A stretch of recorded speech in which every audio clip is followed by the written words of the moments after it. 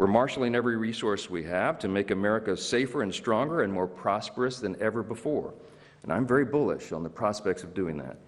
We must do this because we know those hostile to the West and to our shared values are engaging in increasingly sophisticated forms of subversion and espionage.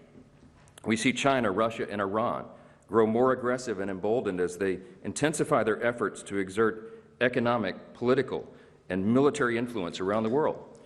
We see a callous disregard for basic human rights, new provocations, and even the theft of intellectual property on a scale like we have never seen before. Clearly, President Trump is taking seriously the modern and dynamic threats that China and Russia pose to our global security, especially in focus the last few days as it relates to the Arctic. And while we can have thoughtful debate among our friends about how best to counter these threats, we all certainly agree they must be countered. We ignore these threats at our peril. And I want to hasten to express our gratitude to the UK and to all of you for joining us in some of our most recent actions to deter these hostile regimes, including the recent seizure of a black market vessel seeking to circumvent oil sanctions. That was a big help to us. That kind of open dialogue and partnership is a great example of how we can work together to ensure our collective defense around the world. It is an objective and obvious truth that a strong America is good for the entire world, and a strong UK is as well. At the same time, it's also obvious that we have to take care of our own houses, so to speak, before we take care of the neighborhood. And let's be honest, among friends here, in both of our nations, there is a need today to fortify our houses against internal challenges as well. In the West, if we make an honest assessment, we must acknowledge that our long-term prosperity and security are currently being undermined by, let's call it a crisis of self-doubt. It's been developing now for years. Elite institutions today tell the young and impressionable that our story is one of oppression and hypocrisy and failure. Our brightest minds are too often taught to view our history only through the lens of its sins. And we see the work of international organizations and transnational bodies hinder the very spirit of creativity and industriousness and daring that our nations were built upon. We have faced this in America just as you have here, a truly menacing skepticism towards history and our national institutions. And it's even come to the point where even great heroes like Sir Winston Churchill are questioned for their legacy.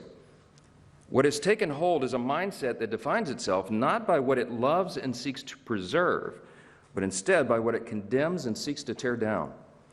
And this growing disaffection we see, particularly among our younger citizens, is a serious threat to the health of both our nations. If the next generation is never exposed to the deeper wisdom of the Western world, or the enduring tradition of the British Parliament, or the genius of America's model of Republican self-government, then why would they feel any obligation to defend or preserve them? Fortunately, history teaches us an important lesson. Just over half a century after American independence, our country faced a moment of reckoning. It was 1838, and for the first time in our short history, America's founding fathers, the men who had led us through the turbulent years of our young nation, were no longer there to guide us. A growing disregard for the rule of law had taken hold at that time, and the cries of mob rule threatened every part of our country. A young legislator at that time, concerned by what he saw as America's deteriorating regard for its past, charged his countrymen with an important choice.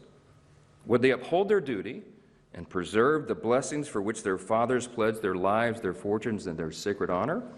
Or would they continue on the path of decline and self-destruction? The answer was simple, he said. This experiment in liberty could not survive unless the principles enshrined in the Declaration and institutionalized in our Constitution became their shared civic faith. That rising statement, he was just 28 years old at the time, would one day become president, and he would be called to confront the greatest stress test of the American experiment yet. His likeness stands just a few feet away from here, where we're gathered today, watching over Parliament Square. Abraham Lincoln, of course, wisely understood that the philosophy of the schoolroom in one generation is the philosophy of government in the next.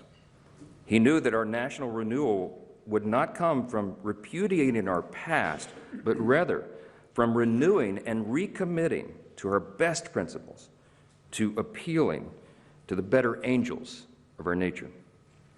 The struggle of Lincoln's time shows us that though America may be 250 years old, the question of how best to steward this grand experiment has always been with us. And age-old questions require age-old wisdom. In the West today, we see faith in our foundations and our shared inheritance weakening.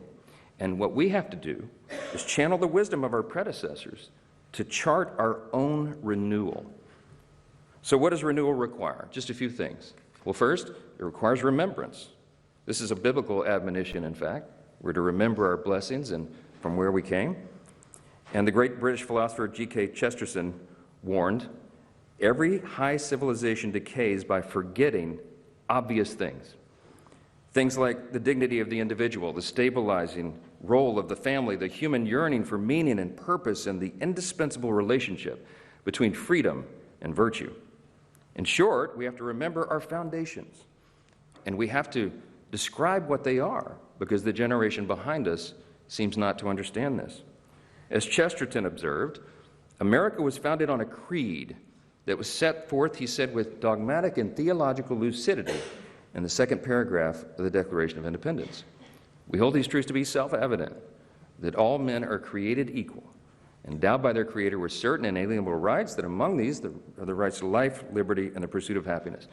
That profound acknowledgement of obvious and undeniable truth shook the foundations of Western democracy, and with it, the course of human history.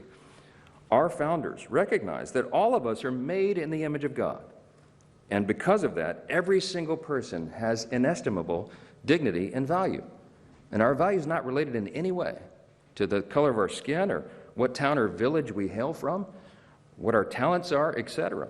Our value is inherent because it is given to us by our Creator. We built an entire nation upon that premise. And just as our citizens are endowed with God-given and unalienable rights, all nations and all people should adhere to the obvious laws of nature and of nature's God, as our documents say. In his farewell address, the father of our country, George Washington, gave all of his advice that echoes down through his countrymen, even today, and echoes down through the generations in reminding us how we would keep this republic, how we would keep this grand experiment in self-government. And he said famously, of all the dispositions and habits which lead to political prosperity, religion and morality are indispensable supports. And John Adams was our second president, and he said famously, our Constitution is made only for a moral and religious people. It is wholly inadequate to the government of any other. The late Prime Minister Margaret Thatcher put it even more simply. Freedom, she said, will destroy itself if it has no purpose. Lady Thatcher, just like our founders, understood that free societies that lacked a shared moral and civic foundation inevitably turn elsewhere to compensate.